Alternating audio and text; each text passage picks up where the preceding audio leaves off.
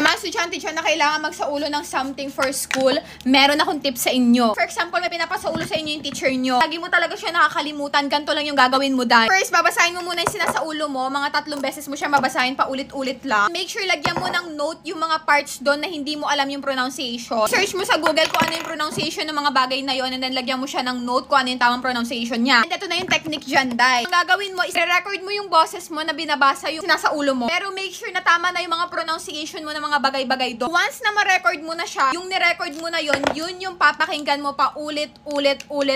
Kasi ito yung na-realize ko ha, mas madaling makasaulo ng bagay kapag lagi mo siyang pinapakinggan. So why not, pakinggan mo na lang yung sinasaulo mo dahil. Maganda pa doon, hindi mo na kailangan dumepende pa doon sa binabasa mo kasi once na halimbawa, ipa-recite yun sa inyo sa harap. Ang tendency kasi niyan, since sinaulo mo siya na may binabasa ka, kapag pina-recite na yun sa inyo sa harap, wala ka nang binabasa, maloloka ka na, malilimutan mo na yung mga sasabihin mo. Tapos pagdating naman doon sa mga mali mong pronunciation, doon sa ni-record mong boses, tama na yung pronunciation mo ng mga words. Since yun yung lagi mong pinapakinggan, yun yung maaalala mo. Pwede mo siyang pakinggan kahit na anong ginagawa mo, kahit na naghuhugas ka ng plato, naglalaba ka. That way, makakapagsaulo ka pa ng mga bagay na dapat mong sauluduhin kahit na marami kang ginagawa. Let me know kung gusto niyo pa ng mga school tips kasi marami ako nun dyan. Pero anyway, sana nakatulong to.